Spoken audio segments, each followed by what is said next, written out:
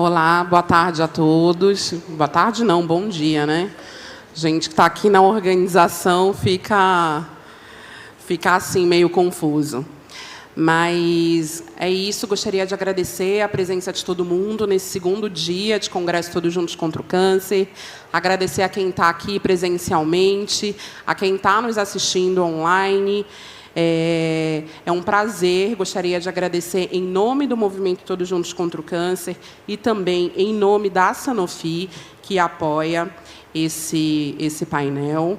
A gente vai falar de um tema super importante aqui no Congresso, trazer e reforçar todas as questões que envolvem o transplante de medula óssea e o acesso integral. Tá? Então, eu sou Nina Mello, eu coordeno toda a área de pesquisa e monitoramento do Movimento Todos Juntos contra o Câncer e também da ABRALHE, Associação Brasileira de Linfoma e Leucemia. E hoje a gente vai ter a oportunidade de compartilhar os avanços da articulação entre diferentes atores, discutir desafios e, sobretudo, reforçar a urgência de consolidar um plano nacional de reorganização da política de transplantes de medula óssea, com atenção especial ao cuidado pós-transplante e às complicações como a doença do enxerto contra-hospedeiro crônica, a famosa DESH. Antes da gente começar, eu queria saber quem aqui trabalha em centro transplantador diretamente com os pacientes. Levantem a mão, por favor. Uns ou outros aqui, né? A gente precisa realmente disseminar essas informações para que esse cuidado ele se expanda cada vez mais para todos os centros. Então, antes de chamar aqui os meus convidados, e hoje temos especialistas muito renomados, que a discussão vai ser bem rica, eu acredito, eu queria apresentar para vocês um levantamento feito pela ABRALHE, bem recente agora, sobre a jornada do paciente transplantado, aqui no caso, pacientes oncohematológicos, sobre algumas questões que implicam esse pós-cuidado. Tá? Então, jornada pós-TMO, quando a DESH redefine o cuidado. Então, para a gente começar a nossa conversa, eu trouxe um panorama geral aqui da magnitude, né, do cenário do transplante de medula óssea no Brasil, do que a gente vai falar aqui hoje, para vocês entenderem. Então, só no ano de 2024, foram realizados aqui mais de 3.000 transplantes, né, tendo 3,2% de mortes registradas em 61 estabelecimentos. Tá? Mas essas mortes aqui, esses óbitos, eles foram no desdobramento da internação do transplante. Se ele foi para casa, teve alta, depois retornou e acabou tendo óbito, ele não entrou aqui nessa conta. Tá? Então, 61 dos estabelecimentos, vejam ali no mapa a distribuição deles, a gente já percebe aqui o primeiro impacto, o primeiro desafio que a gente tem no Brasil, que é a concentração desses centros ali, mais ou menos sul, sudeste e em alguma parte do nordeste. Tá? Ou seja, a gente tem ainda uma questão importante, né, de vazio assistencial para o transplante de medula óssea no Brasil. Então, na distribuição desse número de transplantes, aí a grande parte, a grande maioria, 82%, era na população adulta e 18% na população infanto-juvenil. Ainda sobre esse panorama, a gente teve TMOs halogênicos, cerca de 1.300 procedimentos realizados, e para TMO autólogo, um pouco mais ali, um pouco mais de 2.000 procedimentos. O Hospital Real Português, lá em Pernambuco, foi o que mais realizou procedimentos halogênicos, e o Hospital de São José do Rio Preto, autólogo, né, o Hospital Real Português e o Hospital de Ribeirão Preto, aqui em São Paulo, realizou o maior número de transplantes halogênicos. E aí vejam, né, que interessante, cada um ali na sua região, percebam o fluxo, né, de pacientes que vão tratar nesses centros, para vocês também verem visualmente, entenderem isso que a gente está falando, né? Então, ali no real português, no Nordeste, vem muito ali, Norte, outros estados do Nordeste, alguns até do Centro-Oeste, e o de São Paulo vem praticamente de todo o Brasil, ali, muitos da região Norte, Nordeste também, apesar de ter uma grande concentração de centros lá, mas muitos acabam vindo também para Sul e Sudeste. Então, só para ficar aqui bem claro para a gente visualizar. Então, o que é a doença do enxerto contra o hospedeiro, né? O que a gente vai falar muito aqui hoje. É uma das principais complicações que podem acontecer pós-transplante de medula óssea, uma infecção oportunista, aí, que elas geralmente começam a surgir após esse procedimento. Claro que, aqui no caso do transplante alogênico, as médicas e doutoras vão poder falar melhor, um pouco mais fisiologicamente, sobre o que isso se trata, mas a manifestação dessa doença ali, ela pode causar como sinais manchas na pele, algumas questões que acometem a boca, olhos e até alguns órgãos como o intestino e alguns outros, tá? Então, a gente já tem muitas dificuldades do ponto de vista de acesso a vazio assistencial ao transplante de medula óssea, e uma infecção oportunista como essa, no caso da DEST, pode colocar tudo isso a se perder, né? Todo esse esforço coletivo e também dessas famílias que acabam saindo de suas casas em busca desse procedimento e se acaba desenvolvendo a DEST e ela não tem esse cuidado após esse desenvolvimento, o cuidado efetivo e necessário, a gente coloca esse procedimento em risco.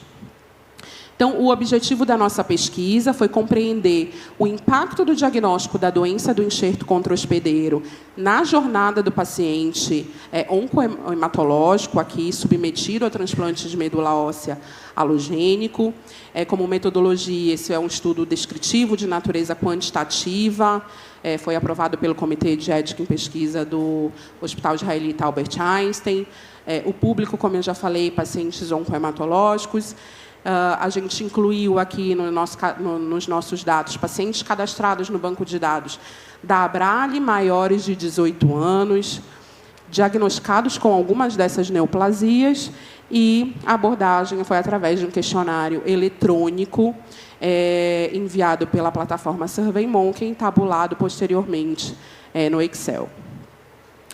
Aqui, então, participaram da nossa pesquisa 94 pacientes, uma amostra robusta para esse público. A grande maioria ali, né, quase 70% do sexo feminino, com uma média de idade de 40 anos, autodeclarações ali de raça-cor, a maioria 63% branca, seguida de parda 28%, preta apenas 5% e amarela 2%. E a distribuição da nossa amostra, a gente teve de todas as regiões do Brasil, mas com uma concentração muito grande ali na região Sudeste, seguida de Nordeste e depois Sul. Então, os tipos de neoplasias mais relatadas pelos nossos pacientes respondentes da pesquisa foram, em primeiro lugar, as leucemias agudas, com 63%. Depois, a gente teve linfomas, alguns tipos de linfomas fazem também o transplante alogênico, para alguns casos. Síndrome mielodisplásica e, aqui em seguida, anemia aplásica. O principal sistema de saúde aqui, nesse caso, foi particular, privado, quase igual, quase a metade ali, ele ficou um pouquinho acima, 53%. O tipo de transplante, o tipo... Não sei se a gente consegue falar tipo, depois vocês me corrigem, mas 36% foi com o doador parente 100%, depois a gente teve o parente 50% ou não parente, e depois não parente e seguido de outros, tá? As principais ocorrências, então, a gente teve as manifestações na pele, depois, muito atingida a boca, a mucosa ali, questão da mucosite, que foi bem relatada. Depois, órgãos ali intestinais e também o acometimento nos olhos. sobre o início dos sintomas, né? Quando que a DASH se manifesta? Aqui no nosso caso, então, 68% tiveram essa manifestação de 1 a 3 meses após o transplante e 29% 6 meses após o transplante, o que equivale ali a cerca de 185 dias. Para a gente, né, tirar esse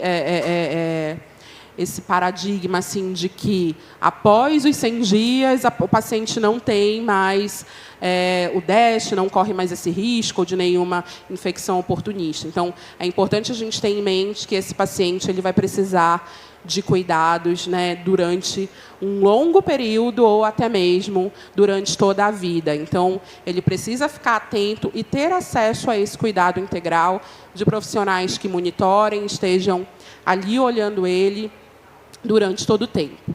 E já queria falar aqui, né, vocês viram que a gente tem um fluxo de retorno. Então, após 60 dias, muitas vezes, né, em alguns casos, eles já retornam para as suas casas. Então, como que fica essa retaguarda? Queria, né, que vocês conversassem depois isso, se ele tem essa equipe especializada no seu local, né, de residência, como que faz nesses casos, tá? Que é a maioria dos casos, inclusive. Então, coloquei aqui a nível de curiosidade também que todos esses pacientes que tiveram DASH também tiveram concomitantemente outra infecção oportunista, que é o citomegalovírus, né? Então, para vocês entenderem um pouco da, né, gravidade, como é uma questão muito delicada tratar tudo isso. A gente, né, perguntou aqui alguns tratamentos, e os principais indicados após o acometimento do DASH ali foram prednisona, depois ciclosporina e tacrolimus. Essa a fala correta. Então, enfim, 39%, então, não melhoraram com os tratamentos de forma efetiva. Ou seja, aqui a gente tem uma necessidade não atendida de tratamentos e terapias que vão ali atuar, né, para tratar o DASH nessa forma aí nesse momento tão delicado desse paciente transplantado. Internação aqui, né, um dado que assustou, aqui é uma média de internação foi de 25 dias, mais ou menos, para cada paciente. A gente sabe que o transplante de medula óssea é um procedimento delicado, que o paciente realmente fica internado muitos dias, mas muitos relataram ficarem numa internação além do previsto inicialmente, né? Ou seja, requerendo mais cuidados e etc, etc. Ou seja, isso para o nosso sistema como um todo acaba pesando ali, né? Então, a gente precisa olhar para isso também. Além disso, né, após essa alta primeira, 66% precisou retornar ao hospital, ou seja, teve uma outra internação por complicações relacionadas ao transplante. Então, de novo, né, a gente percebe aí que não é um procedimento simples e a gente precisa estar muito atento. 93%, então, no entanto, hoje, atualmente, sentem-se melhor comparado, né, ao momento do transplante. Porém, 4% disseram que eles sentem os mesmos, a mesma complicação, ou estão ali debilitados da mesma forma que estavam anteriormente, ou até pior, né? Então, isso também aqui, quando a gente fala de vidas e cronicidade, é muito importante olhar. E, por fim, aqui, para iniciar a nossa conversa, eu trouxe alguns relatos que apareceram nesse inquérito, que eu acho que é o principal aqui, a coisa mais importante que vocês devem sair aqui hoje, né? São os relatos de quem passa por tudo isso. Então, 13% apontaram que tiveram um apoio parcial da equipe médica e 2% não tiveram. E aqui, nas falas, né? A médica que realizou meu transplante e faz meu acompanhamento atualmente não entende 100% sobre DASH. Então, aí a gente já vê um problema. Ela foi um pouco negligente. Tive que procurar outros profissionais nesse assunto. Se não tivesse essa iniciativa, talvez hoje não estaria aqui relatando sobre o meu TMO. Então, paciente empoderado, que corre atrás, isso ali, nesse caso, fez a diferença. O ruim é ter que ir todo dia ao hospital para tomar aqui essa medicação ganciclovir. Eu passava o dia todo lá porque moro longe. Então, uma questão social também, né, implicada nesse contexto, nessa jornada. Outro, acho que seria importante as UTIs seguirem os protocolos de TMO, limpeza, higiene, asepsia, descarte de mangueiras das medicações e etc. Conversei com vários pacientes que passaram pela experiência e todos relataram discrepância de cuidado no que tange a essa questão, né, de higiene dos centros transplantadores. E, por fim, aqui, acho que mais informação antes, durante e depois do processo iria ajudar bastante, bem como um acompanhamento psicológico, pois, mesmo depois de transplantados, seguimos tratando várias doenças decorrentes desse procedimento. Então, vamos falar aqui também hoje muito de informação e o quanto ela é importante nesse processo, né, antes também, né, não é só depois. Então, o paciente ele precisa estar ali sabendo de tudo, todas as consequências envolvidas após esse procedimento, e é ele ali, junto com o seu médico, ou, enfim, que precisa tomar essa decisão. Essa decisão ela precisa ser compartilhada e não apenas unilateral. Então, é isso. Vamos para a nossa discussão. Isso era só um panorama geral para a gente poder aqui, né, ter insumos para falar. Então, agora, queria chamar os meus convidados. Só um minutinho aqui. Opa!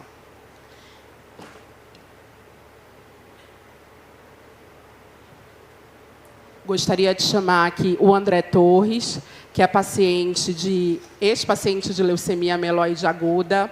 Ele é transplantado, membro do comitê da Abrale. O Seis de Mateus também é um paciente transplantado, membro do comitê da Abrale.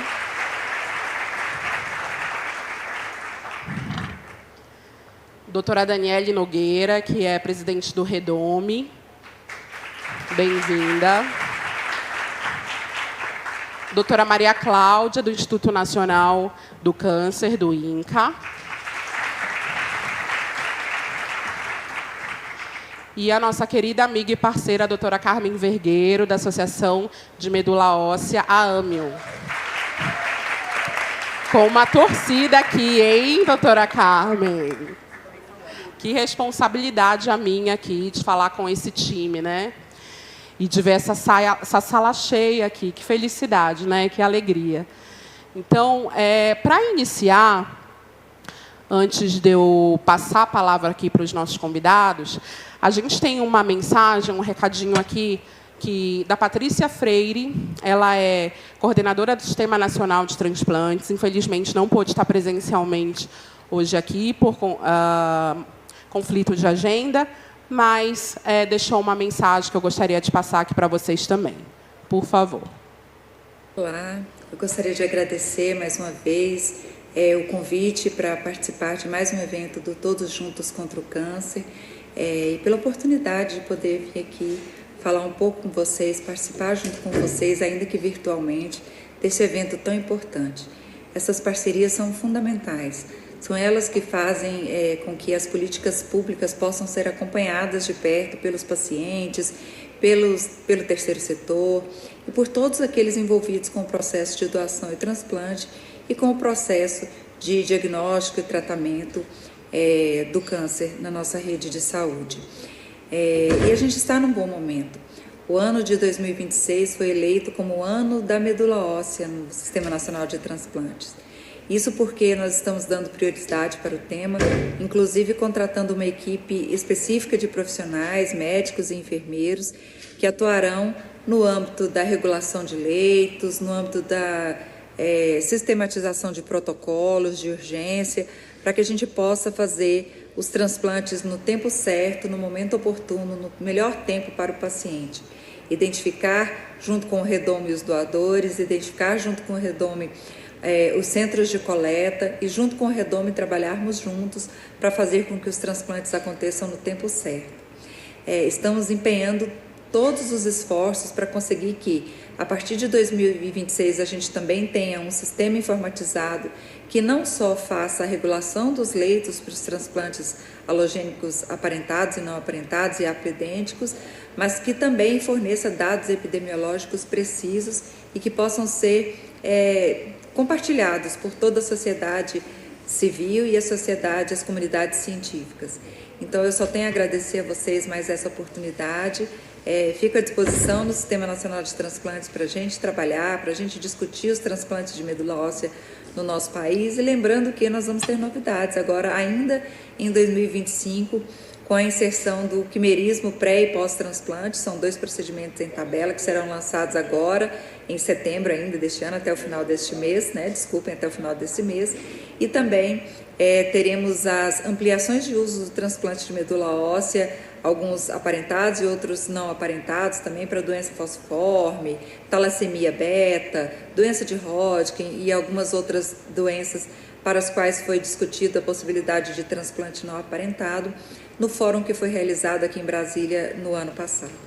Então, mais uma vez, é um prazer estar aqui com vocês, fico à disposição e vamos juntos, todos juntos contra o câncer. Um grande abraço.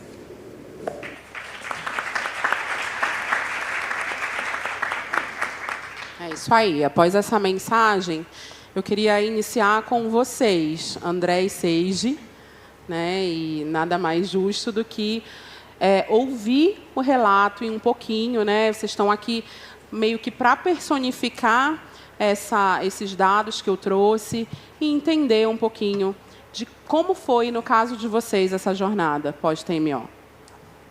Posso começar, Seiji? Posso começar?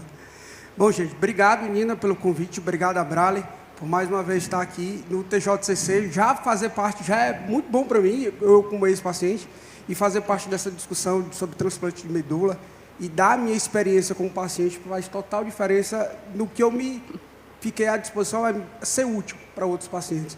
Bom, mas para quem não me conhece, meu nome é André Torres, sou um ex-paciente de leucemia aguda, mas alguns me chamam de caçador de medula ou macho velho do Ceará, que eu já digo de onde eu venho, e a minha jornada no meio oncológico, no segmento de transplante de medula, começou lá em 2018, quando eu entrei no hospital achando que tinha virose, por insistência das mulheres da minha vida, da minha mãe e da minha esposa, eu fui, só porque estava insistente, uma dorzinha de cabeça, uma febre, e aí elas, você tem que ir no hospital, você tem que ir no hospital. Eu fui e descobri no mesmo dia que tinha leucemia, coisa que a gente geralmente acha que nunca vai passar da cabeça, vai passar pela gente, No máximo que a gente pode achar é que câncer vai dar na casa do vizinho ou num familiar muito distante. Na vida da gente, a gente acha que geralmente isso não acontece.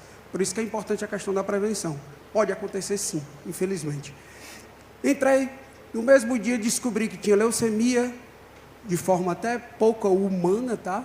Assim, a médica que me deu o diagnóstico nem foi lá. Mas no outro dia já começou a bateria de exames, mielograma, imunofenotipagem, veio o diagnóstico de leucemia aguda indiferenciada, doutor. Ainda tem essa, Indiferenciada, com mutação no cromossomo Filadélfia, e lá no começo já, a gente vai fazer o tratamento aqui, mas você vai precisar de um transplante de medula. E aí, tudo começou a mudar na minha vida com relação ao transplante. Perspectiva de tratamento e a sensação que ia ser mais difícil do que eu imaginava. Porque a gente não tem muita informação sobre o assunto. E quando vai para transplante de medula, a gente descobre que precisa encontrar um doador, e que para encontrar o doador a gente tem 25% de chance para encontrar na família, Tenho 2 irmãos, eles não foram compatíveis. E aí começou uma verdadeira caçada, vamos dizer assim, para se encontrar meu doador. A gente começou diversas campanhas lá no Ceará, de forma maciça, mobilizando para sensibilizar as pessoas, para realizarem cadastro de doadores de medula, levando informação, sensibilizando as pessoas através da minha campanha, mas aos poucos eu fui descobrindo que o que eu estava fazendo estava também ajudando outros pacientes, também a ter as mesmas chances. E o Redome tem total vínculo com a minha vida, porque foi através do Redome que meu doador foi encontrado. Foi encontrado, nem foi aqui no Brasil, foi nos Estados Unidos. E já mostra que o trabalho do Redome não é só o Brasil. Ele se comunica com outros órgãos, a Daniela vai falar bem sobre isso. E hoje eu estou aqui porque alguém de forma voluntária fez o cadastro e no dia que foi compatível com alguém, que no caso era eu, hoje eu já conheço a minha doadora, 10 anos depois que ela fez o cadastro, eu apareci na vida dela. Só que ela disse sim para a vida, sabe? E ela seguiu com o tratamento, hoje eu estou aqui podendo contar a minha história. E eu saí lá do Ceará, vim fazer o transplante, aonde? Aqui, no 9 de julho. Só que o transplante aconteceu, mas o transplante não acaba quando termina. Isso é o que eu falo sempre, assim, chegamos no transplante, chegamos. E aí a Nina apresenta um negócio desse aqui, já passou um filme na minha cabeça. Ela falou de doença do enxerto contra hospedeiro, ela falou de CMV, não me lembro se falou mucosite, falou, não falou? Sim. Falou mucosite. Se tem 3 coisas que eu entrei no transplante, eu digo, eu espero que não tenha, foi essas 3 coisas. Aconteceu? Aconteceu. E foi muito. Mucosite, logo depois do transplante, doença do enxerto contra hospedeiro, e aí os números batem dentro aí dos 100 dias, eu tive doença do enxerto contra hospedeiro de pele e de intestino. De pele, ela veio comigo até 1 ano, no transplante. Desmama, imunossupressor, bota de novo imunossupressor. Corticoide, a gente fica daquele tamanho, né, seja, daquele tamanho inchado, do corticoide, querendo comer tudo. Mas a do intestino foi dentro do hospital ainda, a média de 28 dias internado, né, eu fui para 55 dias a primeira internação. Tive alta, 5 dias depois volta para o hospital. Mas a doença do enxerto contra hospedeiro é uma coisa que precisa ser muito bem... Eu sou daqueles que, quanto mais informações eu receber da equipe médica antes do transplante, eu prefiro. Assusta? Assusta. Mas eu sei o que pode e o que não pode acontecer. A gente não pode se apegar com a notícia ruim. Você está tomando... Ixi, isso aí tudinho vai acontecer comigo. Aconteceu? Aconteceu. Mas eu estava sabendo. E saber, principalmente, que existe, não é isso, doutora? Que existem protocolos específicos para que, caso isso aconteça, a equipe médica conduzir. Né? Então, dentro dos 100 dias, eu tive do intestino, rejeição do intestino. Aí esse foi brabo. Esse foi ruim. Porque eu não posso nem dizer assim que eu vivia no banheiro. Não, na realidade, nem dava tempo para eu chegar no banheiro. Porque era muito complicado, a dieta era alterada durante a internação e eu perdia praticamente 1,5 kg, 2 quilos por dia. Todo dia eu me acordava, então eu fiquei bem maguinho, bem fininho, mas depois recuperei, e muito. E o de pele eu fiquei até mais ou menos 1 ano. E o grande desafio disso é a gente estar aqui num centro transplantador, a gente cria confiança com a equipe médica desse centro transplantador, mas eu tenho que voltar para casa, em nome de Jesus. Voltei para Fortaleza e já foi uma equipe totalmente diferente da que eu estava. Então, eu tive que me relacionar, aprender a me comunicar, saber, algumas pessoas tinham mais experiência ou não, mas era uma equipe totalmente diferente, condutas totalmente diferentes. E como eu falei, o transplante não acaba quando termina. Então, hoje eu já tenho 6 anos de transplante, mas toda vida que eu vou numa emergência, primeira coisa que eu converso numa emergência, seja lá para o que for, eu digo, primeiro eu tenho que começar falando que eu sou transplantado de medula, porque eu sei que eu sou um bicho diferente. E eu sei que você precisa saber, isso pode fazer a diferença na sua conduta. Então, não só a equipe médica que te recepciona de volta. Eu acho que a primeira coisa que você tem que falar, e a sociedade médica como um todo, precisa ter minimamente ali os cuidados que é necessário para um transplantado de medula, que pode dar uma conduta diferente, pode dar trabalho, mesmo com tanto tempo de transplante. Então, ter esse tipo de discussão, o cuidado centrado ao paciente, entendendo que o transplante não acaba quando termina, e o tema, doença do enxerto contra hospedeiro, que muita gente tem a crônica, que persiste aí anos e anos, faz total diferença para que o sistema como um todo, a sociedade médica como um todo, tem que ter boa conduta com esse pós-transplantado. Obrigado. Obrigado. Obrigada, André. Quem aqui segue o Caçadores de Medula? Ó, qual que é o arroba? Tem que seguir, todo mundo é que tem que seguir, arroba Caçadores de Medula. É um star, gente. Obrigada, André. Agora eu quero chamar aqui o Seiji. Como é que foi, Seiji, para você, essa jornada? Conta um pouquinho para a gente. Inicialmente, eu queria expressar a minha satisfação de estar participando pela primeira vez do Congresso do JPC. É um prazer imenso. Quero agradecer a Nina pelo convite, a Braille, né? E eu poderia muito bem iniciar e encerrar dizendo, eu faço das palavras do André a minha, porque a gente tem muita história em comum, né? São histórias parecidas, mas eu fiz o meu procedimento totalmente pela rede pública, né? Diferente do André, que foi pela rede privada. E essa história, essa minha história, ela inicia lá em 2015, né? Eu ainda adolescente, né? Estudando, um sonho de fazer faculdade. E naquela época, no final do ensino médio, eu fui surpreendido, né, com uma lesão na perna. Apareceu uma pequena mancha roxa na minha perna e eu não sabia o que era. Aí eu fui fazer um simples hemograma, curioso, né, para saber. Fiz o hemograma e constou lá as taxas, né, todas baixas. Estava com uma pancitopenia, né, quando a hemoglobina, o leucócito e plaquetas baixas. E daí eu fui fazer os exames, né, para saber o que era. A suspeita era de leucemia, só que não tinha nada concreto ainda.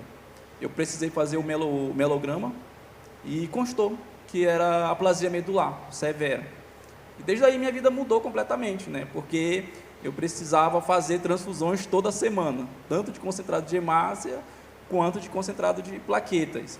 E essa rotina, ela durou 5 anos, porque eu não tinha um doador compatível, eu não tinha irmãos de pai e mãe, eu só tinha irmão por parte de pai e por parte de mãe, e a chance ela diminuía.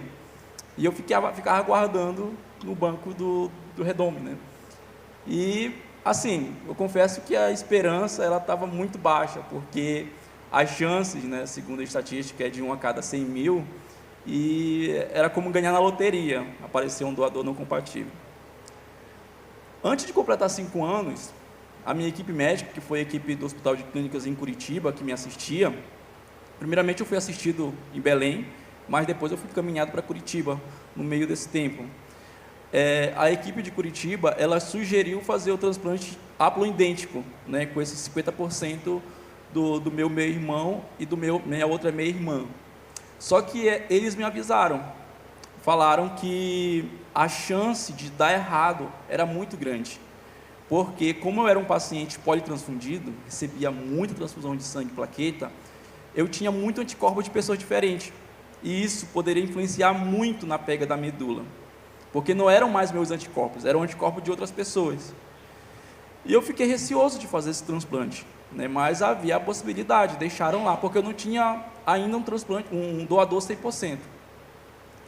Aí haja eu fazer viagem, eu lembro que eu passei o ano de 2019 quase todo, indo de 3 em 3 meses a Curitiba, né, fazer um exame específico para saber se as taxas desses anticorpos elas tinham diminuído.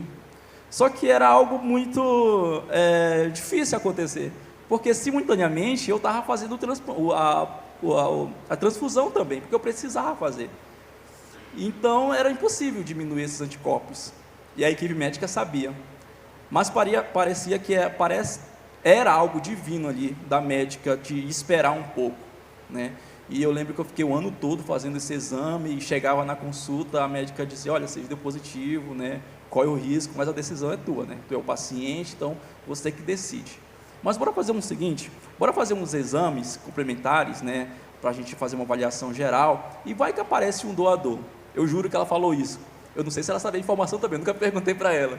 Mas eu lembro que na última consulta do último ano, próximo já de acabar 2019, quando eu chego na consulta e ela me vê, ela diz, Seiji, eu tenho uma informação muito importante para te falar e que vai te interessar muito. Aí eu lembro que quando eu entrei no consultório dela, ela me falou, Seiji, você tem um doador, é uma doadora de fora internacional, uma mulher de 30 anos, dos Estados Unidos, ela foi 100% compatível contigo, e assim, ainda há a chance de ocorreu a doença de enxerto contra o hospedeiro, né, devido a essa condição que você tem, né, você tem muitos anticorpos. Mas assim, a decisão está na tua mão. Aí eu falei, beleza, doutora. Aí eu lembro que eu já tinha feito esses exames, né? Aí ela pediu para eu voltar para minha cidade, Belém, e pensar, e decidir.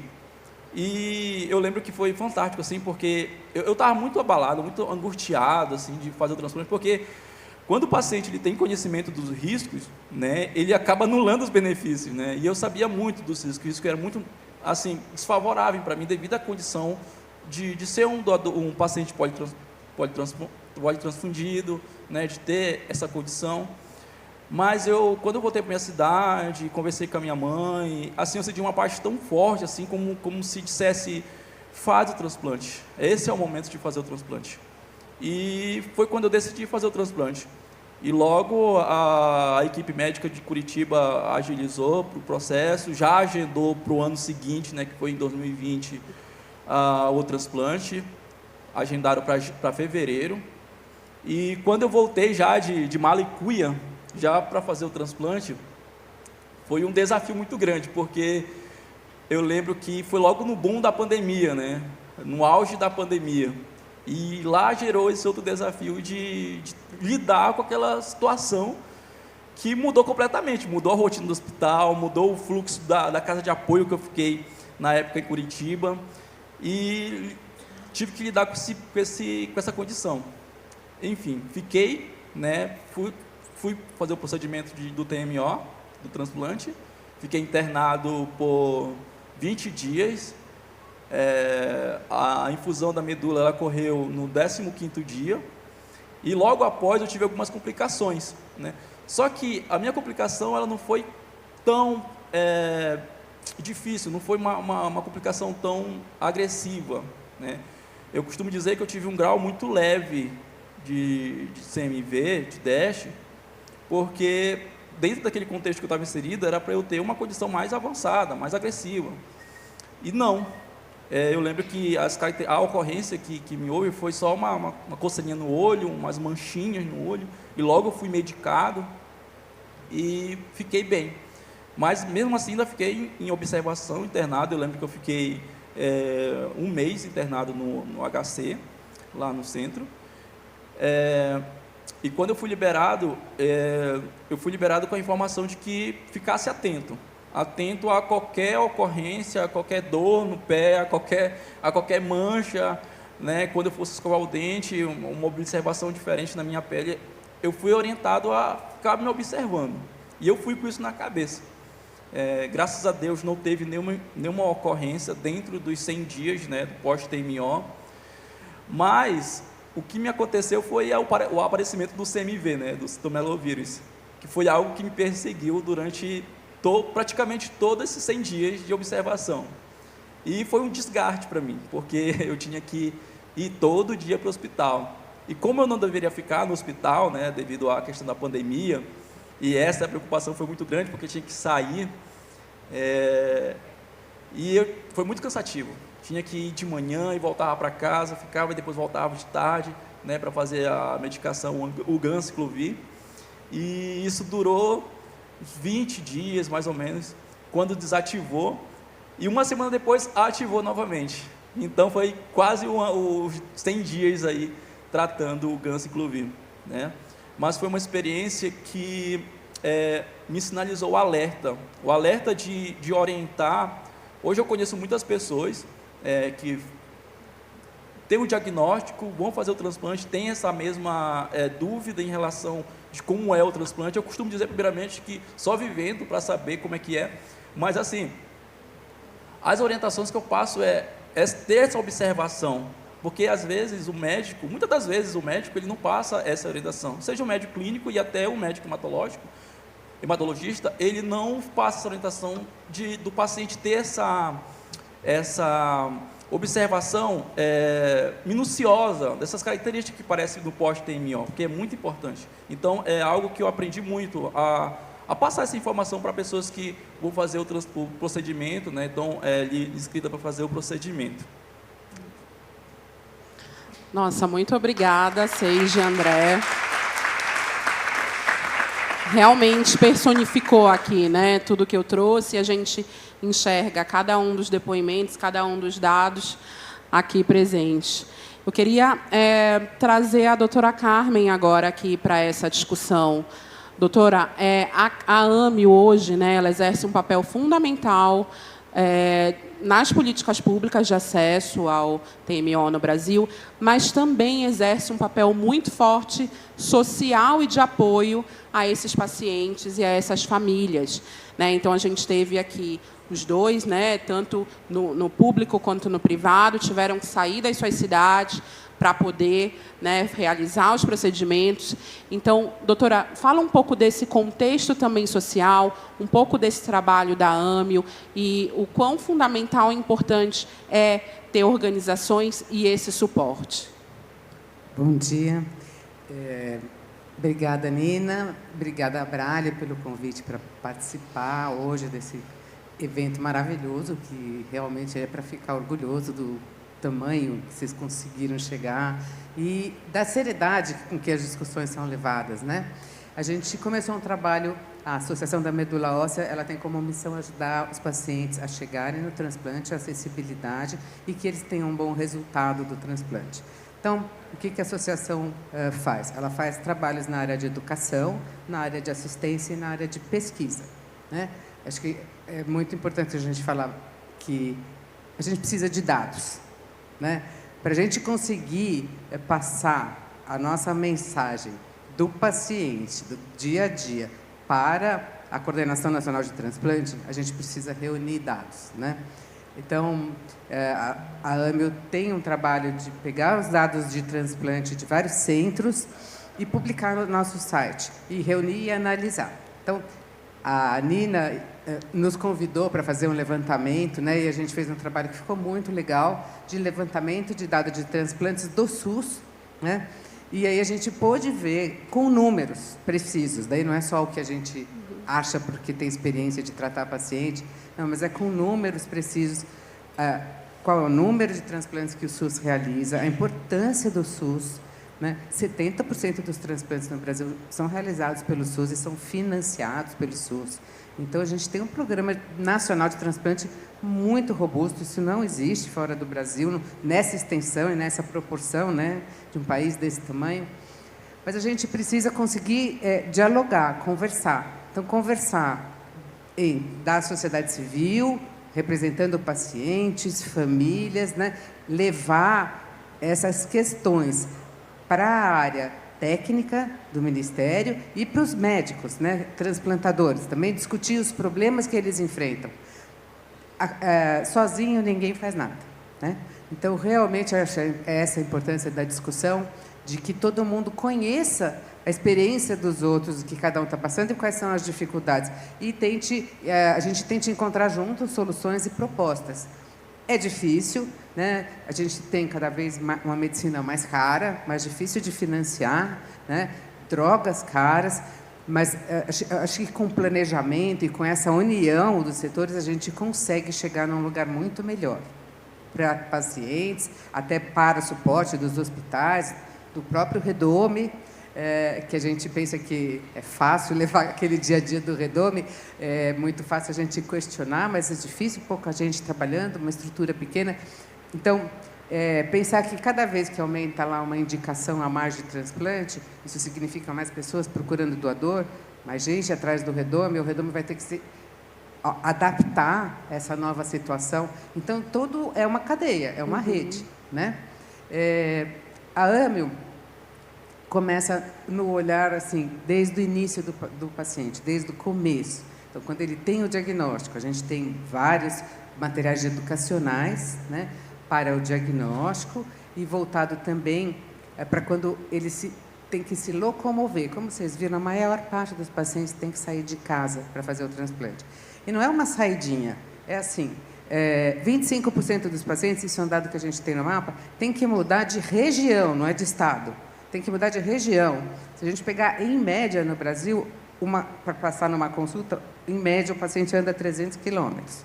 Isso é média, porque é assim, cada vez que tem, é muito desgastante, é uma coisa realmente muito difícil. Tem lugares onde não tem nenhum centro de transplante. Então, na região norte, na região centro-oeste, vocês viram que a Nina mostrou nos dados, tem um vazio assistencial. Então, são problemas muito grandes para serem enfrentados, né? A gente sabe que a maior parte dos transplantes são feitos aqui na região sudeste, né? Mas isso, para o paciente, é um custo muito grande, né? Tanto na hora de vir para fazer o transplante, que ele vai ter que se deslocar da cidade, do estado, deixar a família, deixar o trabalho, deixar toda a situação que ele vive lá e que ele tem conforto para vir para cá, para ficar num lugar que ele não conhece, numa cidade maluca como São Paulo, né? Entrar nesses hospitais e começar a se adaptar ao tratamento. Para ficar esse tempo, que é um tempo longo do transplante, não é pequeno, então ele precisa de um suporte. A gente dá esse suporte de assistência social, que é fundamental, que não dá para passar pelo transplante sem ter uma boa organização de assistência, né? Então, conseguir ficar hospedado, a gente tem 2 casas de apoio aos pacientes de transplante de medula óssea aqui em São Paulo, onde a gente acolhe essas famílias, né, os pacientes que vêm para transplantar já no pré-transplante, e a gente acompanha até, né, durante toda a fase, até quando eles voltam para fazer consulta, para passar a consulta, eles costumam se hospedar com a gente de novo. E a gente vê como é sofrido, não é só a doença, né? Tem toda essa mudança, né, de local, de ambiente, de ter que se adaptar, que é bastante complicada, né? Os 2 aqui foram exemplos de ter que fazer uma mudança. E você viaja, e viaja sozinho, você num acompanhante, que é fundamental, aliás, né? Assim, o acompanhante, nesse momento, realmente mais do que uma bengala. É aquela pessoa que tem que estar ouvindo, que tem que estar com o olho aberto, que tem que estar atento para o que está acontecendo para o paciente, tem que ter as informações do hospital. Eu estava conversando com o André aqui um pouco antes, falando assim, é difícil explicar o que é doença enxerto versus hospedeiro quando o paciente vai transplantar, porque tem tanta informação, é tanta coisa, ele vai ficar maluco. Ou, às vezes, quando ele não fica maluco, é porque ele não escutou nada também. Então, muitas vezes o paciente fala, olha, falaram muito para mim, mas eu não estava conseguindo entender as coisas naquele momento. Isso é muito comum. Por isso, um acompanhante é muito importante, né? E um material que a gente possa ter escrito para consultar. Então, a gente tem consultar depois. Então, a gente tem um manual desenvolvido pela AME, financiado pelo PRONON, que foi desenvolvido com 3 guias, assim, um pré-transplante, durante o transplante e o pós-transplante, né? Acho que cabe fazer um mais detalhado e mais aprofundado até para o pós-transplante. A gente precisa educar os pacientes, eles precisam ter informação, né? Por quê? Porque a maior parte dos pacientes vai para longe do centro que transplantou. É difícil encontrar algum médico na cidade que entenda o que ele passou, o processo que ele teve. E ele vai precisar de vários especialistas. Então, ele vai ter que ir em oftalmo, se for mulher, vai ter que ir em gineco, se for em homem, vai ter que ir no uro, vai ter que ir no dermatologista, vai ter...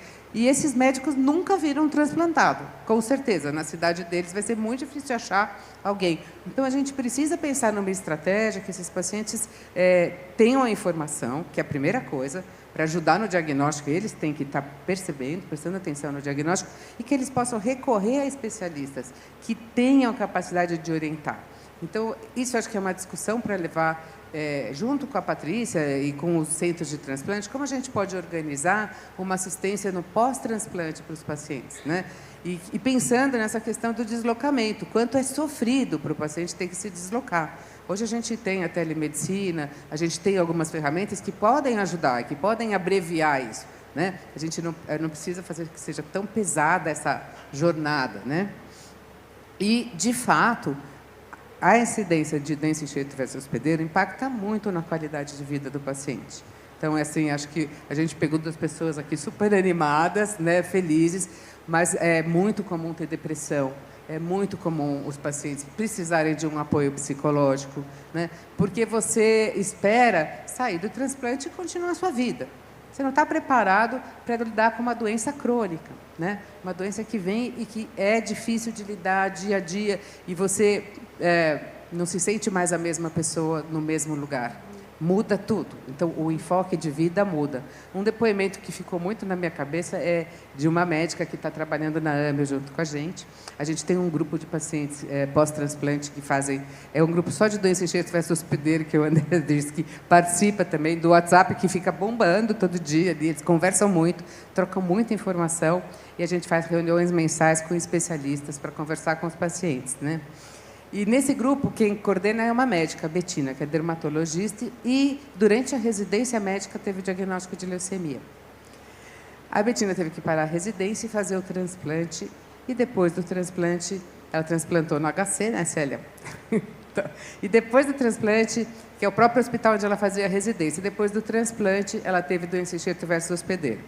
De pele, de boca, de olho, várias coisas. Ela está se tratando, tudo, e ela voltou, aí depois de um tempo, a trabalhar, voltou para a residência. Ela disse que a primeira vez que ela foi atender os pacientes, ela não conseguia mais enxergar as lesões de pele do paciente, porque o olho dela não estava bom. E ela pensou, eu não vou poder ser dermatologista, é o meu sonho, eu perdi, né? Isso é um exemplo para vocês verem como o impacto dessa doença é forte, né? Ela conseguiu, com o tratamento de soro autólogo, reverteu, ela está bem hoje, está lá consultando, sendo dermatologista, mas são coisas desafiadoras e sérias, né? Então, eu acho que a gente precisa desenvolver mais estratégias para apoio dos pacientes no pós-transplante, estratégias que considerem essa coisa da dificuldade de locomoção, porque a gente sabe que a maior parte dos pacientes tem que se locomover para muito longe, né? E tentar pensar num atendimento de pessoas que sejam capacitadas, que possam orientar os médicos do local para eles atenderem e dar um suporte. Então, acho que essa é uma discussão muito importante para a gente levar. É isso. Obrigada. É complexo, né?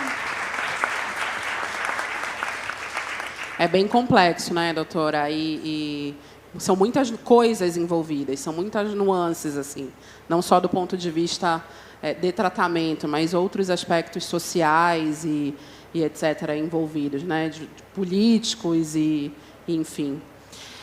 Queria falar aqui com a doutora Maria Cláudia agora. Doutora, você, como médica profissional, né, de um centro como o INCA, que acaba sendo referência e pegando muitos pacientes que vêm de outros estados para transplantar, conta para a gente como que é um pouquinho desse primeiro contato, né? Quando o paciente vem, ele já vem com essa decisão tomada, né, de vou fazer o transplante, ou vocês conseguem ali ainda informar, falar de todas as consequências, no caso das intercorrências como o DASH, como que é feito? E, após o procedimento, como que é esse retorno? Se vocês têm uma retaguarda ali de equipe, um contato com uma equipe local, como que é feita essa passagem de bastão, digamos assim, nesse retorno?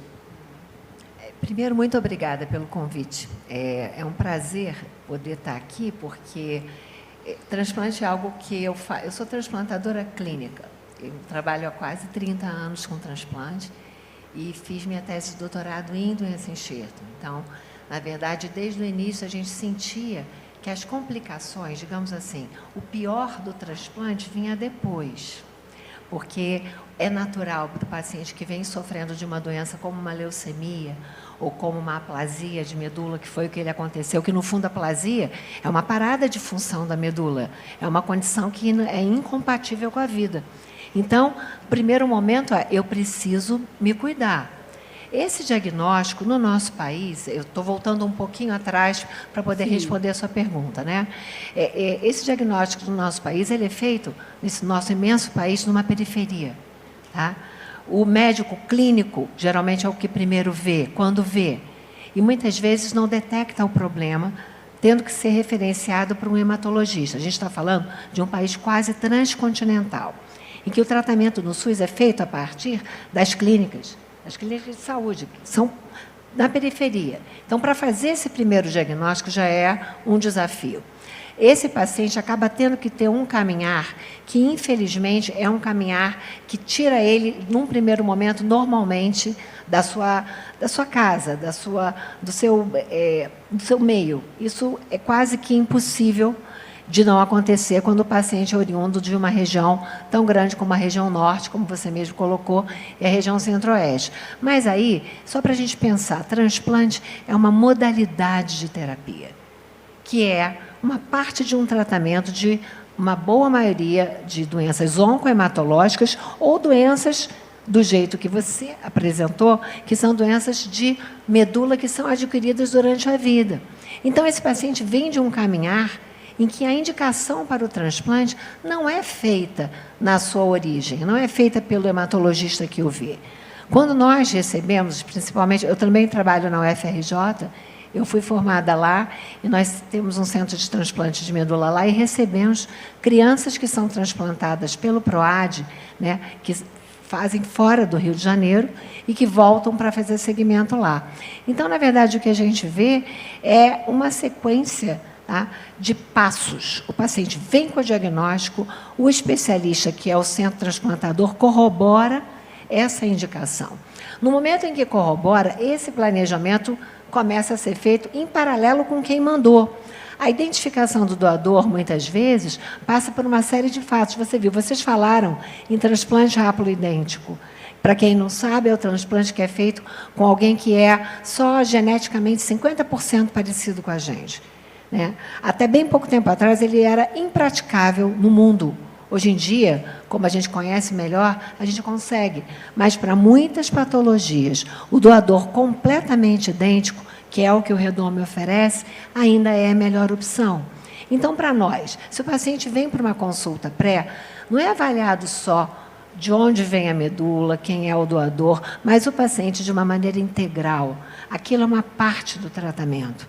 E uma coisa que é muito importante, que, graças a Deus, ultimamente, no mundo inteiro está sendo visto, é que esse procedimento ele tem que ter a voz do paciente. A voz do paciente ela é feita, tanto nos Estados Unidos como na Europa, através de reportes, trabalhos parecidos com o que você mostrou, tá? Mas que vão mostrar qual é o ponto de vista do paciente, porque na escolha do transplante, essa decisão jamais pode ser unilateral. No entanto, ela é dividida. Também não é correto que se coloque para alguém em sofrimento agudo, que tem uma doença que é uma espada na cabeça, a decisão para tomar aquele procedimento. Então, na hora que você vai, e por lei você tem que oferecer uma consulta, explicar todos os passos do transplante e assinar o que a gente denomina como termo de consentimento livre e esclarecido. Isso é lei. Você precisa explicar com as palavras e com os termos que o paciente entenda. Você tem que ser o médico que o paciente precisa. Então, para cada um, o diálogo, as palavras vão ser diferentes. Só que tem que ser formalizadas naquele documento. E esperar que um documento como esse possa abranger a multiplicidade de eventos que vão vir dali para frente é quase que mágico. É impossível. Tá? Então, a gente já lida, eu acho que de cara, com uma incapacidade que faz parte da vida normal. Então, como é que eu faço, né? Eu sou responsável pelo ambulatório do pós-transplante, mas somos uma equipe pequena de médicos. O paciente que está vindo fazer o pré, ele está na sala do meu lado. Eu sou coordenadora dos residentes de residentes e fellows em transplante de medula no INCA, então sempre essas consultas são feitas junto com médicos em treinamento, que é uma preocupação que, mais do que nunca, a gente tem que ter, porque são pessoas que vêm treinar com a gente e vão voltar para as suas cidades de origem. E aí, a partir dali, aquele paciente e o seu cuidador, que eu acho que o que você colocou com relação ao acompanhante é básico. Ninguém adoece sozinho. Quando uma pessoa adoece, a família inteira adoece. Então, é importante ter vários olhos, ouvidos presentes na consulta, porque nunca aquela primeira consulta vai ser suficiente, né? A partir dali, a jornada começa e a questão ao transplante, achei muito interessante você falar que o transplante não acaba quando termina. Claro que não, né? Claro que não. A internação é só o período em que ele está mais perto de você. Quando, pelas condições biológicas, ele consegue ter alta, ali é que realmente a jornada começa. E ali é onde eu acho que tem o principal desafio que a gente hoje tem no Brasil e no mundo, tá? Não é só aqui, não. Na Europa é a mesma coisa. Na verdade, o cuidado de saúde pública na Europa é muito mais parecido conosco Eu participo do grupo de transplante, de complicação pós-transplante europeu, né? É a mesma coisa. A Polônia é diferente da Inglaterra, que é diferente da Alemanha. As pessoas têm sistemas de saúde distintos e têm uma heterogeneidade que aqui no Brasil a gente também tem. Só que essa pessoa tem a alta, é cuidada até um determinado ponto, mas o transplante continua. Lembrando que a doença do enxerto, ela não é uma infecção, apesar dela poder gerar infecção. Ela é como se você juntasse 2 organismos completamente diferentes dentro de um só. Então, é quase que impossível imaginar que o doador que chega e encontra um receptor, ele não vá encontrar pele diferente, olho diferente, intestino diferente, e ele demora a se acostumar com o doador que o recebeu. Essa é que é a questão da doença do enxerto. E esse conhecimento tem que ser difundido, a gente tem que ensinar pessoas, cuidadores, na verdade, médicos, equipes. Eu vi no seu trabalho, né, na sua pesquisa, que quando o paciente foi referenciado, encontrou um médico que às vezes tem muito boa vontade, mas ele não conhece. Essa é uma doença rara, gente. Não é insuficiência cardíaca. Doença enxerto no hospedeiro é uma doença rara. Então, eu acho que o principal desafio é formar. Então, só para concluir, o trabalho da gente começa, né, ensinando o cuidador, o paciente, acompanhando diariamente dentro da unidade e já preparando o retorno e a interface com os serviços que vão recebê-lo. Tá? A gente, na SBTMO, que é a Sociedade Brasileira de Transplante de Medula, no mês passado a gente teve o nosso congresso e a gente lançou o Manual do Jovem Transplantador, que é acessível para todo mundo que vai partir pelo Brasil inteiro, para que eles tenham na mão as dúvidas e possam se comunicar, porque a doença ela vai aparecer 2, 3, 4, 5 anos pós-transplante. E se você não sabe o que procura, você não vai saber o que encontra. Então, eu acho que o desafio da gente é educação continuada, para todo mundo. Isso eu acho que, fico feliz de poder estar aqui colocando isso, porque eu acho que sem educação a gente não consegue saúde, a gente não consegue interlocução com os segmentos da sociedade civil, que vão ajudar a gente a cuidar desse sobrevivente, né, para que ele tenha vida de novo. Então, eu não sei se eu respondi tudo, você me perguntou 2 coisas, né? Dessa retaguarda ali, né? Depois que ele volta, como que é o contato da equipe de vocês com essa equipe que vai receber? Pois é, o contato, como você não vai encontrar especialista em complicação pós-transplante na esquina, você, como médico transplantador, como unidade de formação de profissionais, tem o dever de se adequar ao oftalmologista que está lá em Porto Velho. Ele nunca vai ter visto uma doença do enxerto contra o hospedeiro, mas ele vai descrever para você o que vê. E aí você vai dizer, procura isso. A teleconsulta nos possibilita isso. No INCA, a gente tem um formato de teleconsulta. E nós fazemos um mecanismo de referência e contra-referência. Então, o paciente leva é como se fosse todo um relatório médico do que foi feito, abrindo sempre a porta para o retorno, né? Porque eles não são obrigados a saber, é a gente que tem que ensinar. Então, existe sim, e a gente está tentando expandir isso, na verdade, para todos os centros menores, que muitos já foram, inclusive, capacitados nos últimos 2 anos no Brasil. Teve um boom de crescimento de novos centros de transplante, mas que também são muito incipientes. Eles ainda também estão aprendendo, né? A função da gente é ensinar. Não sei se eu respondi. Sem dúvida, né? E que bom seria se a gente tivesse uma doutora Maria Cláudia em todos esses centros, né? Que tem essa disposição e essa vontade de compartilhar, né, esse conhecimento, essas informações com tudo e com todos. Então, obrigada, doutora, por estar aqui e, né, fazer esse relato. Agora eu queria chamar aqui a Daniele, que é do Redome, né? Eu acho que a gente tem, Daniele, aqui muitas dúvidas, né, do funcionamento, acho que do cadastro de doadores, do Redome, a gente fica falando, né? Fica, acho que, uma confusão hoje na sociedade de Vamos fomentar o cadastro ou já tem bastante? Para onde que a gente precisa atuar ali, né, em populações, né, alvo específicas, coisas a gente não tem? Fala um pouquinho para a gente como as pessoas chegam e se cadastram. Você quer vir aqui, que você tem, acho que, alguns slides? Você quer vir até aqui ou consegue fazer daí? Bom dia. Não, acho que dá para fazer daqui. São poucos slides, na verdade. Obrigada. Então, bom dia mais uma vez. Obrigada a Abrale pelo convite, Nina. Assim, antes de mostrar, né, esses dados, a gente combinou que não ia fazer uma apresentação formal, mas a gente sabe que tem muitas dúvidas sobre o Redome. Eu só queria dizer que, assim, ser a última a falar do Redome é ótimo, porque já falaram do Redome, né? A gente tem aqui 2 exemplos vivos e felizes do que o Redome faz, né? E as histórias, apesar das diferenças, elas têm muitas semelhanças, né? E elas dão um pouco da dimensão do que é o Redome no nosso país, né? Então, a gente teve aqui um paciente que transplantou num serviço privado, um paciente que transplantou num serviço público, né, no caso, os 2 precisaram se deslocar, né, e tudo isso foi feito com o apoio do Redome, do Ministério da Saúde, porque esse é o primeiro conceito, né? O Redome ele é um programa importante, é um programa público do Ministério da Saúde que tem mais de 30 anos, tem 32 anos, para dizer a verdade.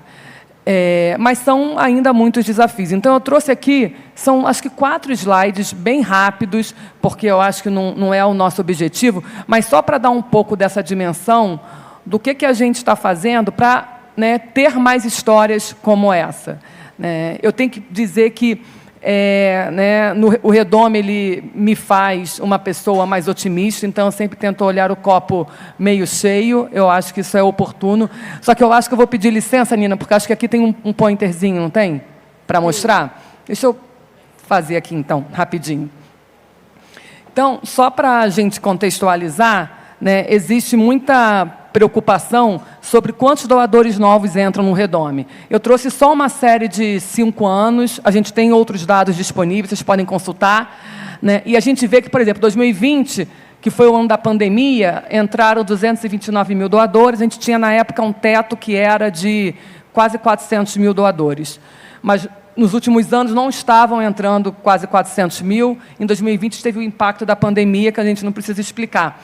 A partir de 2021, esse número foi caindo e, ano passado, a gente chegou perto do teto atual, que é de 138 mil. E, quando a gente fala em teto, isso gera logo uma expectativa, uma angústia de que por que a gente está limitando a entrada de novos doadores no Redome. A gente tem algumas explicações técnicas, que eu não vou detalhar aqui, mas a gente sabe que os doadores mais jovens e melhor tipados são melhores, e por isso que a gente investiu nesse critério a partir de 2021. Né? E aí a primeira dúvida é, será que a gente está achando menos doadores no Redome? A gente quer encolher o Redome? Não, o Redome continua crescendo, mas de uma forma sustentável e racional do ponto de vista técnico, da histocompatibilidade, das melhores práticas em transplante. Por que a gente precisa continuar mantendo o Redome? Né? Aqui a gente tem o número de novos pacientes, ano a ano. 2025, eu estou falando só do primeiro semestre. Né? Então, a gente pode imaginar que esse ano vão entrar mais pacientes do que entraram no ano passado. A Patrícia, coordenadora do SNT, avisou, né, que a gente vai, provavelmente, nos próximos anos, vamos ter novas indicações. Então, esse número vai aumentar, a demanda em relação a doadores aumenta. E aqui a gente tem o número de pacientes que, no ano, concluíram a busca com um doador compatível. Tá? Então, a gente vê que, mesmo reduzindo o número de novos doadores, a gente continua achando, ano a ano, mais doadores para os pacientes. Ah, Daniela, isso quer dizer que todo mundo tem um doador? Não, apesar de eu olhar o copo meio cheio, a gente tem dados já internacionais que mostram que cerca de 10% dos pacientes no mundo não têm um doador. Esse número varia muito dependendo da origem étnica, racial do paciente.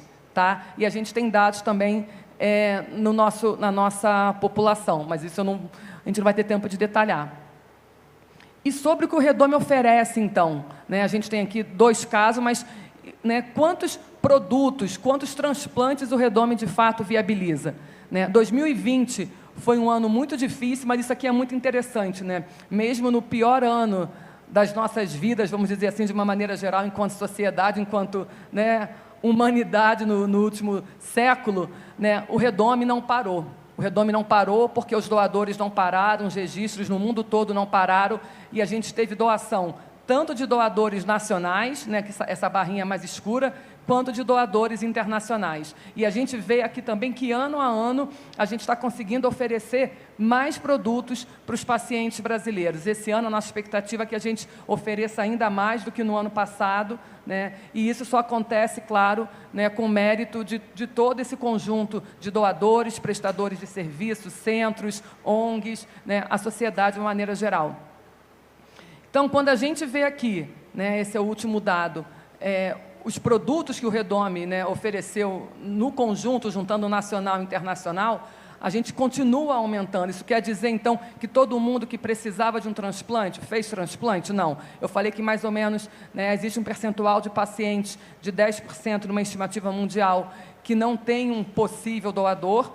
Isso varia de grupo para grupo. E existem também certas situações que podem impedir o paciente de fazer um transplante em relação à condição da doença, até a melhora da doença. Muitos pacientes entram no Redome e depois eles perdem a indicação porque melhoraram, né, a resposta ao tratamento.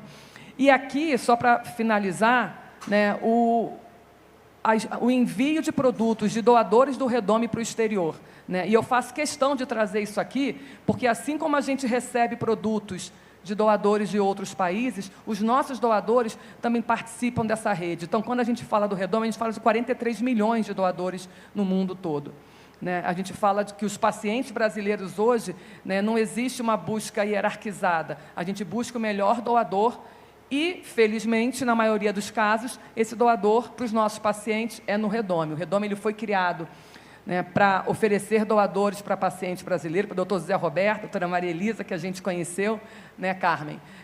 Mas hoje ele é importante, né, para todos os pacientes em todo o mundo. Então, aqui só para apresentar para vocês o que a gente tem no nosso site, tá? A gente tem um BI onde alguns desses dados estão disponíveis já com uma série histórica maior. Esse aqui é um exemplo, né, é um site, é um BI interativo, por região, por estado, de cadastro de doadores, de pacientes. Nem todos os dados ainda estão lá, mas a gente espera colocar mais dados. E para terminar, né, eu deixo aqui o site, o QR Code, mas eu não podia deixar de perder a chance de fazer um comercial. Essa semana a gente celebra o Dia Mundial do Doador, né? A gente agradece a todos os doadores do mundo, em especial aos doadores do Redome, mas a gente está celebrando também a história, né, da nossa primeira heroína, né? A Carmen também conhece, a dona Sueli, né, que doou medula para uma criança de 11 anos há 30 anos, e hoje essa criança é uma mulher de 41 anos, que cresceu, casou, se formou, teve filho, né? Então a gente está fazendo uma campanha que vai ser divulgada com o apoio dos caçadores, com o apoio da Abrale, e eu convido a todos lá no final da semana, dia 19, dia 20, seguir, né, ou caçadores, a Abrale, enfim, que a gente vai estar divulgando essa história. Tá bom, gente? Muito obrigada. Uma salva de palmas, então, a todos os doadores de medula óssea, todo mundo que se cadastra. E, como disse o André, disseram sim à vida, né? Muito importante isso, pessoal. Bom, a gente está chegando ao fim aqui, a gente tem um tempinho de mais ou menos 15 minutos, mas eu recebi muitas perguntas da plateia, né? Então, está, de fato, bombando aqui a nossa discussão. Então, eu vou endereçar uma para cada, e aí eu peço que vocês sejam breves para dar tempo de todo mundo falar, né? Primeiro aqui para a doutora Maria Cláudia, a Laura pergunta qual a incidência e também a diferença da DASH aguda e da crônica. Eu vou ser breve, porque o assunto é um pouquinho complexo. A incidência de doença em enxerto, de uma forma geral, ela fica em torno de 50% na literatura mundial. Tá?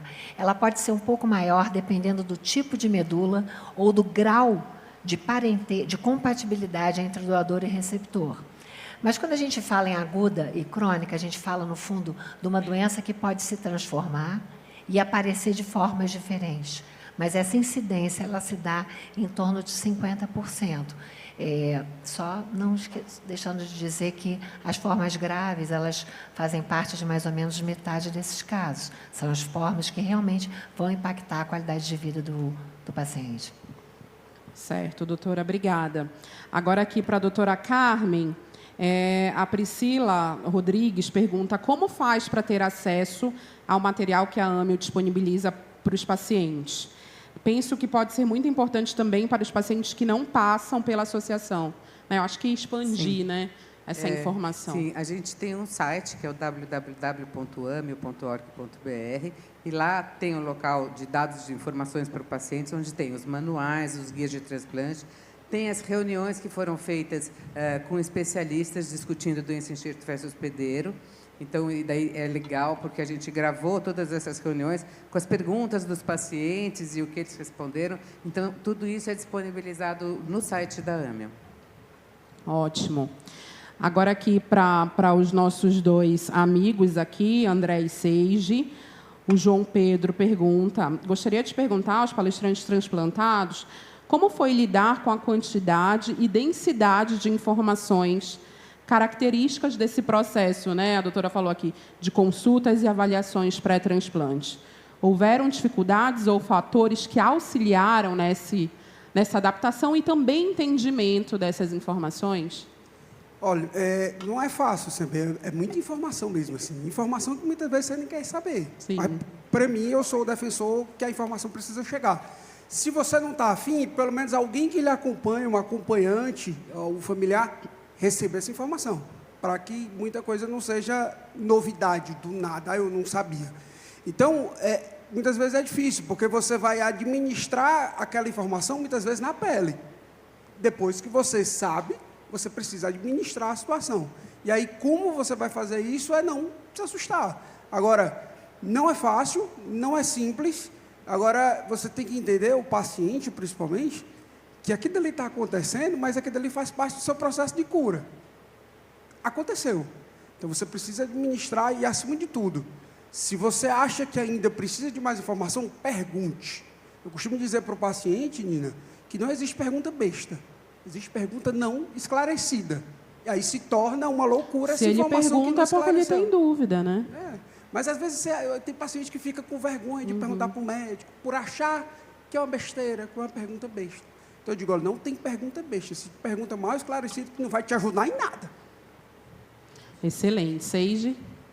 Essa questão de impor a curiosidade, eu tive muito isso, né? Eu perguntava tudo em relação ao procedimento, e isso me ajudou muito, né, a entender. E outro recurso que eu utilizava era gravar, né, porque são muitas informações, tanto a equipe multi em geral passa, né, enfermeiro, médico, assistente social. Então, como era muita informação, eu tinha o recurso de gravar. Quando eu entrava no consultório, seja de qual for a especialidade, eu gravava a conversa e depois escutava com mais calma, com mais tranquilidade, colocando lá no -1 lá para ser bem lento, para poder entender, porque era muito necessário, porque a mamãe, ela tem 50 anos, então ela não conseguia compreender o nível, né? Então ali era a minha responsabilidade fazer isso, e eu fiz muito bem, né? Isso foi muito útil para mim. Interessante isso que você falou, né? Além, você é o paciente ali, mas muitas vezes está mais preocupado com o familiar ali do lado que, né? Imagina, os pais, no caso, aquele familiar mais próximo, cônjuge e tal. Às vezes fica mais preocupado e você já fica ali, né? Receoso se ele recebeu como aquela informação chegou nele também, né? Não é só como você, é uma preocupação um pouco expandida. Doutora?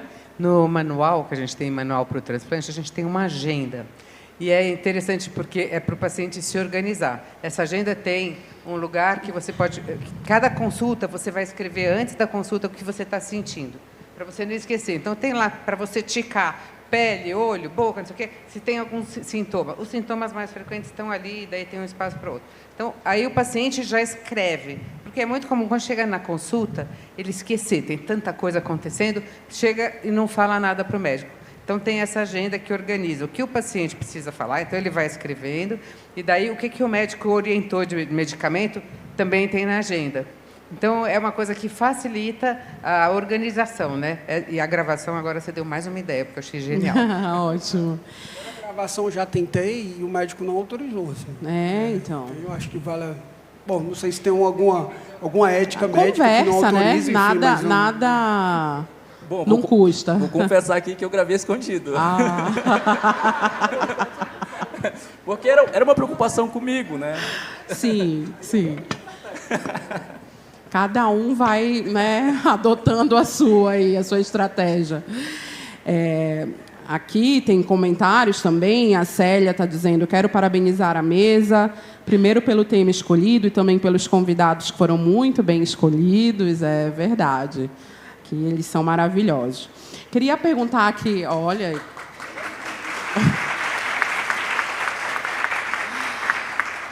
para a doutora Daniele, como fazer, né? A gente ouve falar muito do redome de uma maneira assim, né, com uma comunicação de massa, mas que às vezes é um pouco errônea. As pessoas não entendem muito bem como que funciona todo esse processo de cadastro, como que faz, né? Então, como que a gente poderia utilizar melhor essa informação para chegar a uma informação correta? Então, hoje a gente tem uma novela que tem um caso, né, de uma pessoa que está passando, um personagem que está passando por esse processo todo, e falaram: poxa, é tão simples fazer, eu não sabia que era só colher o sangue. As pessoas têm uma informação, uma ideia errada de que até para fazer o cadastro você precisa de um procedimento invasivo, né? Então, como que a gente faz para desmistificar todas essas questões? Esse é um desafio constante, né? A educação foi falado aqui, né, em relação dos pacientes, a importância. A gente também, né, tem um desafio em relação à educação dos doadores, da sociedade, para que sejam doadores, né? Então, como é que a gente trabalha isso, né? O Redome ele utiliza os canais que nós temos hoje. Então, nós temos um site novinho, né? Eu convido novamente todos a visitarem. No site a gente tentou colocar da maneira mais didática e mais convidativa o passo a passo, perguntas e respostas. Nós temos também um aplicativo. No aplicativo você pode buscar informações. Nós temos vídeos, né, no site, no aplicativo, onde a gente esclarece o cadastro, tudo isso, mas a gente entende que, é claro, que é um trabalho constante. Eu acho que tem alguns aspectos, né, que são importantes. Você chamou a atenção da novela, e a gente estava muito preocupado, né, porque antes de mostrarem, né, o Redome, inclusive o site, darem as informações corretas, né, para você ser um doador, você tem que ter entre 18 e 35 anos, procurar um hemocentro, um hemonúcleo público da sua região que faça cadastro. E algumas doenças excluem. A própria Solange, né, falou: olha, não posso ser doadora porque eu tenho diabetes, no caso diabetes tipo 1. Isso é importante. A gente tem no nosso site a lista das principais condições, né, infecção por HIV, hepatite C, doenças autoimunes graves, histórico de câncer, mesmo que curado, tudo isso exclui, mas a gente tem no nosso site, a gente tem um chatbot, onde nós temos milhares de acessos por mês, onde a gente faz a interação, né, onde tem também perguntas e respostas. Tem o telefone. O que a gente não tem é uma rede social, mas isso é uma orientação do Ministério da Saúde. Então, a gente usa as redes sociais do Ministério da Saúde, dos parceiros, né, dos caçadores, da AMIO, da Abrale. Isso também é muito importante, mas é um trabalho constante, né? Só para terminar, né, eu queria só lembrar o seguinte, né? Quem assiste a novela, a Odete Reutemann falou, né, que se tiver uma medula para o Afonso, ela vai comprar em qualquer lugar. Ela não precisa comprar, como a gente viu aqui. O Redome, né, através do SUS, ofereceria para o Afonso Reutemann transplantar uma medula. E eu me arriscaria a dizer que o Afonso Reutemann teria um doador, né? As estatísticas são bem favoráveis, né, que ele teria um doador compatível e que ele não deveria parar o tratamento enquanto não tinha, né, um doador, porque, né, o Seiji contou a história dele aqui, que ele esperou um tempo por um doador, né, e não parou o tratamento e o acompanhamento, né? Então, eu acho que a gente pensando até, né, que essa novela é remake, a gente olha, em 88 a gente não tinha a história da leucemia, mas também não tinha o Redome, seria um drama muito maior. né?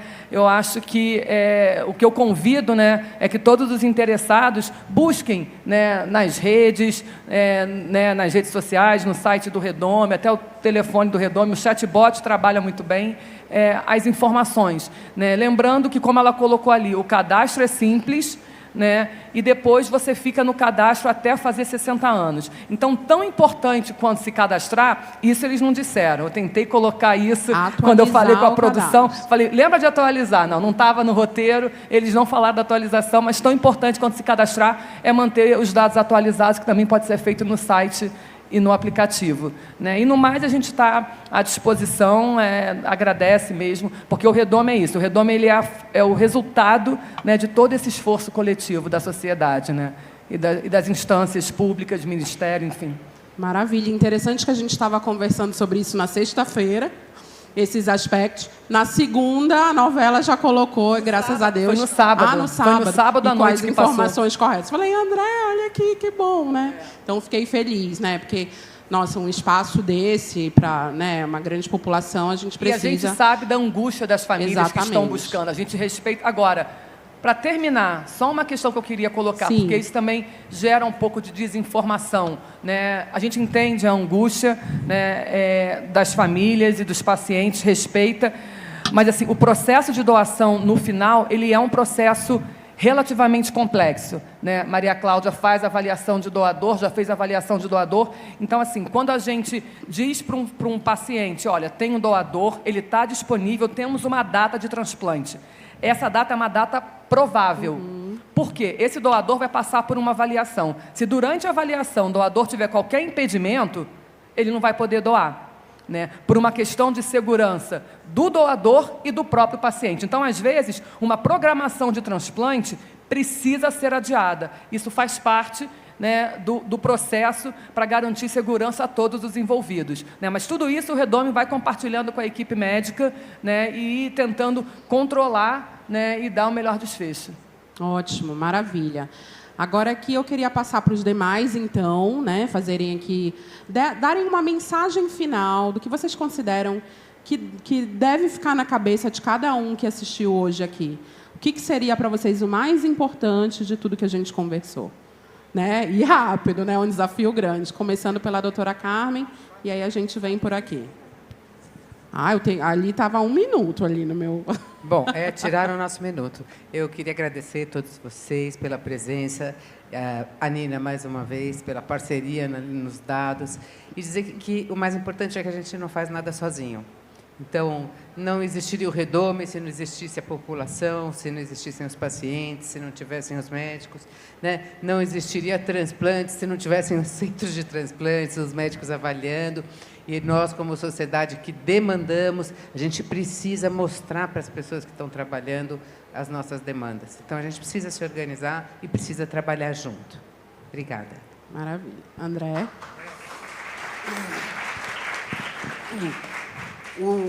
Tá aqui falando sobre transplante de medula através da minha experiência de vida e com foco, tá aqui dividindo essa mesa com a Daniela do Redome, para mim é uma experiência muito positiva. Por quê? Porque eu não posso só dizer que cadastro de medula é importante, que salva vidas, porque eu acho que isso todo mundo é fácil de entender, mas que o benefício positivo que isso acarreta na vida do paciente. Hoje eu estou aqui vivo por conta da doação de alguém, mas ela não salvou a vida só da minha vida, a vida da minha família todinha. Meu filho tinha, na época, 1 ano de idade. Hoje ele tem a oportunidade de crescer com o pai, por conta do sim de alguém. Minha esposa, ela não ficou ali de forma muito prematura com o status de viúva. E meus pais, eu acho que isso, sempre quando eu penso, eu me arrepio. Meus pais não tiveram o desprazer em vida de ter que enterrar um filho. Então, o que eu reforço? Que abaixo de Deus, quem deu isso tudo, essa oportunidade de vida, foi a minha doadora. E isso eu não posso deixar passar. O quanto isso é importante, do quanto isso reforça. O que era para ser hoje somente luta e tristeza, por conta dela, hoje eu consigo compartilhar momentos de alegria ao lado da minha família. Então, vamos se cadastrar, gente. @caçadores de medula, e para mais informações também, Redome, no site do Redome. Bom, eu quero expressar meus agradecimentos pela participação, de estar dividindo aqui, né, com pessoas maravilhosas. Dizer também que sou muito grato para a doadora que fez esse ato de amor, de salvar uma pessoa do outro lado do país, né? Minha doadora foi para os Estados Unidos. E se hoje eu estou bem, se hoje eu tenho a possibilidade de estar cursando algo que eu sempre sonhei e de estar aqui falando, foi graças a essa atitude dela. E também agradecer a Deus, né, por não ter tido complicações, todas aquelas complicações que eram faladas, que eu poderia ter, graças a Deus não tive tanto. E quero dizer que doe medula, né, atualizem, a doutora comentou aqui, muito importante, assim como doar, é atualizar o seu cadastro e salvar vidas. Os sonhos não pararam, né, Seiji? Sonhos não terminaram, eles apenas deram uma pausa e agora você está retomando. Então, muito bom isso. Daniela e doutora Maria Cláudia. Só para agradecer, né, mais uma vez o convite, a oportunidade de estar aqui. Como eu falei, é relativamente fácil, né, com histórias como essa, mas a responsabilidade e os desafios são enormes, né? E para terminar, eu gostaria então de reforçar o meu convite. Sábado é Dia Mundial do Doador, dia de celebrar os 30 anos do primeiro transplante. Busquem nas redes sociais, né, da AMIO, da Abrale, dos caçadores, né, um pouquinho dessa história e vamos divulgar isso, né, e alcançar, né, e celebrar, sim, né, celebrar tantos sonhos, né, que não foram desfeitos e vidas que continuaram. Obrigada.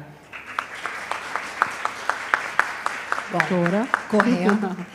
A ciência só faz sentido se for aplicada ao ser humano, se ela se transformar em esperança. E nisso, como todo mundo colocou, é trabalho para muitas mãos.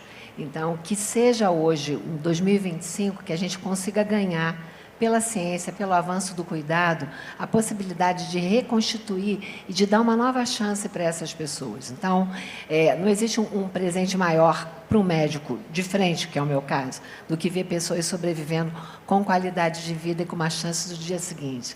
Então, e só por isso já vale tudo, né? Que seja por isso, né?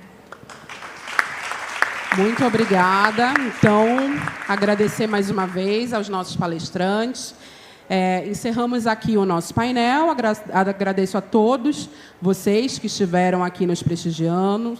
Esperamos que esse painel fomente a construção de uma política de TMO mais organizada, eficaz e humana, com uma equipe integrada e acessível a todo mundo. Vamos para o intervalo agora e convido vocês a participar das ativações do Congresso e também a visitarem a área dos estandes para conhecer o trabalho crucial de diferentes associações e empresas que investem na saúde. E não esqueçam de marcar o @MovimentoTJCC nas publicações que fizerem nas redes sociais. As palestras satélites começam às 13 horas com o Lunch in Box. Acompanhem. Obrigada mais uma vez.